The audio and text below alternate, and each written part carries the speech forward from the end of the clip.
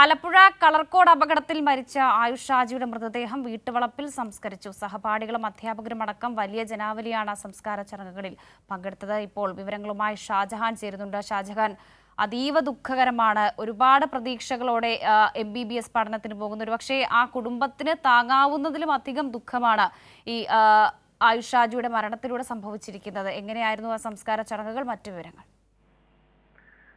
തീർച്ചയായിട്ടും വർഷ, ആയുഷ് ഷാജിയുടെ മാത്രമല്ല ഈ മരണപ്പെട്ട എല്ലാ വിദ്യാർത്ഥികളുടെയും മാതാപിതാക്കൾ കഴിഞ്ഞ ദിവസം ആലപ്പുഴ മെഡിക്കൽ കോളേജിൽ എത്തിയപ്പോൾ അവരുടെയൊക്കെ വിചാരം സമാനമായിരുന്നു. കാര്യം വളരെ പ്രതീക്ഷയോടുകൂടി തങ്ങളുടെ മക്കൾ ഒരു ഡോക്ടറാകും, അതിനുശേഷം കുറച്ചു കാലം വിശ്രമിക്കണം, ഇത്തരത്തിൽ മറ്റ് സ്ഥലങ്ങളിൽ പോയി ജോലി ചെയ്ത് മകനെ പഠിപ്പിക്കുന്നതിന് വേണ്ടി കഷ്ടപ്പെട്ട മാതാപിതാക്കളുടെ വേദനകളാണ് കഴിഞ്ഞ ദിവസം നമുക്ക് കാണാൻ സാധിച്ചത്. സമാനമായ രീതിയിൽ തന്നെയായിരുന്നു കാവാലത്തെ ഷാജിയുടെ മകൻ ആയുഷിന്റെയും മരണാനന്തര ചടങ്ങുകൾ.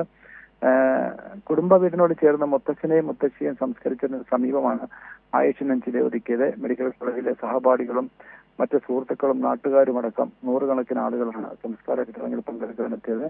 ആയുഷിന്റെ കൂട്ടുകാരെയും ബന്ധുക്കളെയും കണ്ടതോടെ അച്ഛന്റെയും അമ്മയുടെയും അവർ കടിച്ചു പിടിച്ചിരുന്ന വേദന വിങ്ങിപ്പൊട്ടുന്ന കാഴ്ച നമുക്ക് വീണ്ടും കാണാൻ സാധിച്ചു. എന്തായാലും വളരെ വേദന നിറഞ്ഞ നിമിഷങ്ങളായിരുന്നു. അല്പസമയം മുൻപാണ് ആയുഷിന്റെ സംസ്കാര ചടങ്ങുകൾ വീട്ടുവളപ്പിൽ പൂർത്തിയായത്.